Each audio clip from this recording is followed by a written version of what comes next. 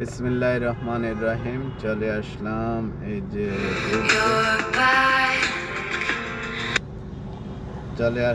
যে ঘুরতে।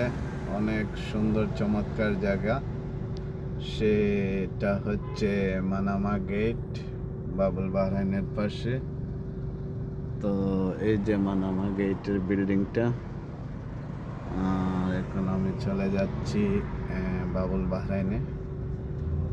বাহরাইনের দিকে ঘুরতে যাচ্ছি। তো আসলে আকাশটা আজকে অনেক সুন্দর, বেরি চমৎকার আকাশ, দেখতে অনেক ভালো লাগে। তাই আপনারা দেখবেন, লাইক কমেন্ট শেয়ার দিবেন, পাশে থাকবেন।